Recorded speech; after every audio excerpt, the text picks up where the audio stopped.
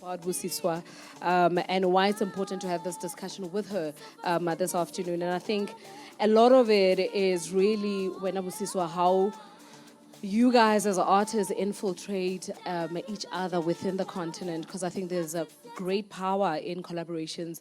When you look at the continent, the more people collaborate, the more we are familiar with each other's sound, number one, and the more the world also pays attention. I mean, I was talking to Claire earlier and I say, Africa is definitely the cool kid right now. So the only way to make us even cooler and to milk it, because that era ends for everyone, is for us to collaborate more. So maybe let's start there. What do collaborations mean to you, and how do you always navigate the continent to ensure that you are able to collaborate with artists that could also lift you and you could lift them? Hi, everyone. My name is Busiswa, as they've already said. I've been in the industry since around 2012. Yeah. And in the time that I've been in the industry, and I think even before then, let's say in the past 20 years, for example, every now and then there will come a song where no matter where you are on the African continent, that song is a hit. 100%. But that would happen maybe once or twice. No, not twice, actually, just once. Yeah. Once a year, Yeah. So we've seen it with songs like Ojuelegba by Wizkid. We've seen it with songs like Yeah Yeah by Burna Boy. We've seen it with songs like Sawa, Sawa, Sawa Le. Yeah. Any part of the African continent you're in, that song is a hit. Yeah. And that would happen approximately once a year. And that is not nearly enough. Yeah. And for two reasons. Number one is those songs taught us that language is not a barrier. We were in the 90s over here in South Africa singing Angelique Kidjo songs 100%. and not knowing what agolo, agolo, agolo means. Yeah. You know what I mean? And similarly, I found that in my time in the industry is that actually, I can go to Nigeria and perform a show and rock it out. I can go to Ghana and do the same, in Kenya. And countries are actually very welcoming to the artists and the musicians that are willing to step out of their own territories and explore what the African continent has to offer outside of their own countries. Now it's happening a lot more often that artists are collaborating with each other.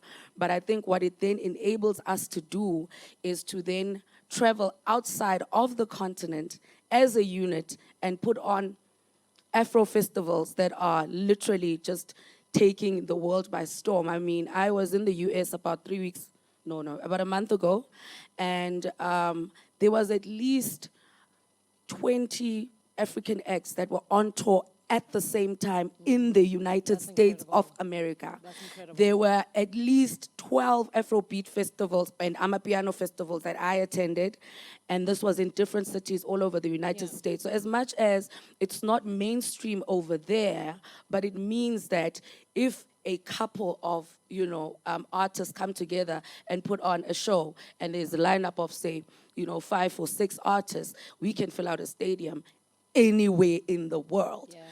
And so when artists collaborate, they not only make it across countries in particular, they not only make it possible for easier representation to happen outside of Africa, but they make it easier for Africans in the diaspora to support African music and not just Amapiano or just Francophone music or just Afrobeat. You know what I mean?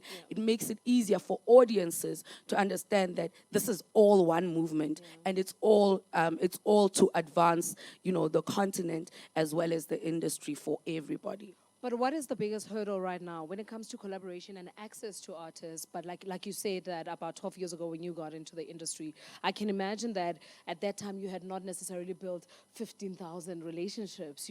I mean, a lot of access has a lot to do with relationships and how we relate to each other. A lot of times when you gain access to someone or something, it's because you know someone. So what is the reception like that right now, especially when it comes to artists, in terms of being receptive? So not the country per se, because I think audience is always very receptive. If it's a skubu and it's moving, they are there, they are, glued to you. But it's now you getting access to a Burna Boy or a Wizkid. What's that like as you navigate collaborations within the continent? I think the first question you asked is, what is the biggest challenge? I'd say visas, man. Hey. Can we just delete visas within Africa? You know, Yeah. if Africans were able to travel Africa easier, that would eliminate a lot of the challenges, because even with, it's not just like mainstream popular music that can do that these intra-country collaborations can happen with. Traditional music, a Maskandi artist can collaborate with an Angolan, you know, artist. You know what I mean? It can be possible if just access, you know, to travel, migration. Let's be able to travel our own continent without being stuck because of visas, as stringent as they are now, and also in terms of cost, because our economies are obviously different. And I think now the best thing about it, and getting into relationships, which was the second question, artists are meeting each other on Instagram like every single day. But y'all respond to DMs, you can literally DM anybody that you can think of, and it's possible that they will respond. You know what I mean? I've collaborated a lot of times with artists who just send me a DM, and I've done the same. I've sent artists DMs as well, and so it is not so much. I know in the previous panel that the talk about data The digital was space, that issue, yes. But as far as if you have access to social media, you really are, we are all at a much better place than a couple of years back, because now we can literally contact each other directly without having the labels, you know, do the talking and the walking, without having the distributor having to, you know what I mean? So more organic relationships are built via social media. So I really encourage, you know, every time, I mean, I do it with even other creatives, with even photographers, graphic designers. You know, if I need something and there's someone that I see that is doing it and I like their work, I approach them right there and then, and that makes it so much easier for African artists to collaborate, because now you don't even have to be both physically in the studio. 100%. It's amazing, that's where the real magic happens, but you don't have to be. So you can collaborate with someone in Kenya and from start to finish, to release, to artwork, to, you know, it isn't as hard as it used to be to collaborate with each other. So personally, I would love to see it happen more often, where artists of different countries collaborate. Another big challenge with that, though, is the fact that traditional radio is really making it hard for, you know, multilingual collaborations, multi-country collaborations to just play, you know? So as soon as a radio station, what are they called? The people in charge of playlisting. Oh, music department, Yes. As soon as they hear the language is different or the genre is not the same as The what compiler shies away. Yes, like the compiler, yes. The compilers need to really start opening up to the fact that genres are like intermingling so much, languages are intermingling so much that it's not practical to keep compartmentalizing music into, it has to be this genre because this genre is the most popular right now, but this one, it's a mixture of this genre and that genre, so we don't think it's gonna, you know what I mean? You know what I mean? They really need to open up to the fact that it's not really going to be working in the nice boxes anymore going forward. But how do we drive that conversation forward? I mean, I work for a media company, I work for a radio station, right? Yes. And I'm trying to understand how we then, you know, drive that conversation forward in terms of diversifying the playlist, number one, and making sure that the playlist is able to actually cater for most people that are there, because I think one of the greatest difficulties is always streamlining. You know, even when you make music, you know what type of music you want to make. You could decide to jump off dance tomorrow, but if you're compiling a dance album, that's what you're going to stick to for 90 or at least 100% of that album. So how do we drive that conversation forward? How do we sales pitch it to say radio station, TV stations, don't forget that it is not just Zulu, it's not just French, it's not just, because I do think that some countries suffer the same. I think I always say Nigeria is probably ahead of us when it comes to playlisting, because Nigerians listen to Nigerian music. Yes. You know, there's Nigerian R&B that I heard the other day. I was like, are you sure this is from Nigeria? You know what I mean? So I think they are definitely ahead of the curve. But how do we drive that conversation? And please, I will allow you time to interact with myself and Busi in a moment. But how do we drive that conversation, especially when it comes to traditional media?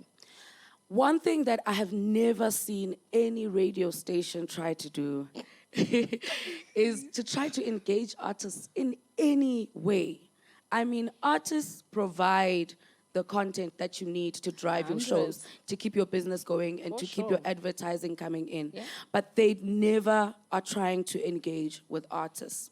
Now, one body that I can think of now that can facilitate that sort of thing is, for example, these bodies that are collecting our royalties.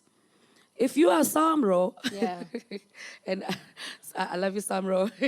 But we know you, Samro. But you know, if you're Samro and you are collecting royalties from the radio station and you are paying them out to the artists, are you not the perfect person to find ways to get these two entities together to discuss ways to move this industry forward? Yeah. You know what I mean? As are you just going to collect royalties only? That's it. And then you know what I mean? You are an admin. I think that all of these collecting bodies that are out there that are literally just in betweeners and go-betweeners in the business, in the different business entities, they need to at least attempt to use their auditoriums to get radio station compilers and artists who are submitting music to have a conversation about what's the best way, what's the right thing. And I understand radio stations are definitely, you know, trying to play it safe as well and stick to what is, you know, organically grown. But also, I think we can engage more in terms of what do we actually want to see for South African music? Do we want to see one genre at a time? Do we want to see the diverse, you know, genres of music that we have here all being represented? Yeah. You know what, when you say that, what is crazy is that I'm old, you see. So in the early 90s to early 2000s, you could almost listen to 5, 6 different genres at the same time. So it is possible that there could be a diversification of playlisting. You know, I think it's just that what you're saying, somebody needs to drive the conversation. Somebody needs to navigate that space so that we understand that this is where we're going. And that makes it easier for even the rest of the continent to then tap into. Yeah. Because I mean, we're definitely having a lot of conversations right now on social media about South African popular music being Amapiano, and it's Amapiano only. Yeah. And we love Amapiano. But now there's a whole entire hip-hop industry where, you know, young black kids are doing that really well in their own languages, in really original ways, but they're not getting an opportunity because it feels like if we're doing this, this is the only thing that we can be doing right now. And there's no conversation to be had or being had about that. And that's very sad. And that is, I suppose, the big problem is securing the bag. Because if you are not part of the popular genre, and I'm sure is the same across the continent, if you are not part of the popular genre, you are definitely not in a position to be making lots and lots of money. Or you know? some money. Yeah. For just one a little bread, money. you know? I think that then becomes, you know, the bigger problem that, you know, how do you monetize? Because yes, music is passion. Yes, music is a calling. But if your passion does not pay the bills at the end of the day, it means you will skimp it to do other things that will actually pay the bills, you know. So the industry doesn't grow. So what happens is that every time we have something big coming out of SA, you know, every other country that takes it is going to surpass us, you know, and we're never going to be leaders if we're not innovating within ourselves, you know. All right, do we have any questions from the floor? Okay, let me facilitate that because, yes, our time is like something else. Let's facilitate a couple of questions from the floor. Anything you want to know about collaborations, exchange, and of course, access within the African continent? Hi, my question goes to Busiswa. Yeah. This is maybe 2 parts. What type of let me go back to this one. If it wasn't for you doing collaborations with Galawa artists, do you think that South African creative sector would have recognized you? Because some of us know you from even KZN before even 2012, you know? Because I feel like there's a type of monopoly that happens in South Africa that you have to pop with those who were there before 20 years ago for you to be able to make it. I don't know if you understand that. If you had never collaborated with Kalawa. I think so. Look, I think that what Kalawa had was resources and experience. And so it made it so much easier for me to get a chance to make it in the commercial SA music scene.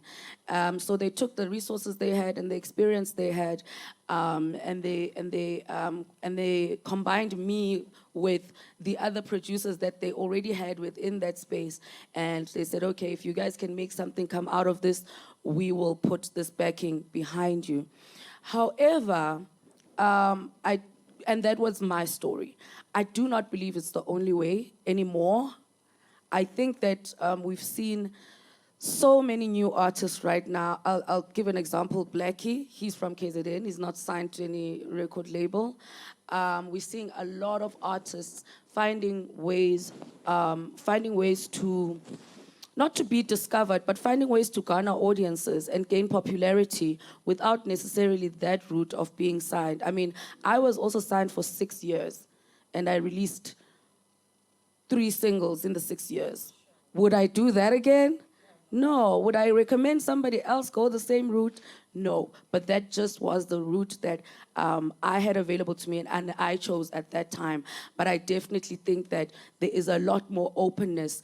The thing I think is the most important is to literally seek out people that are already artists that are working, and like seek them out and try to collaborate with them and try to showcase your work in as many platforms as possible, so that you can find somebody who's already in the genre that you're in. Like if you do jazz, for example, find out where the jazz artists perform and showcase and meet each other.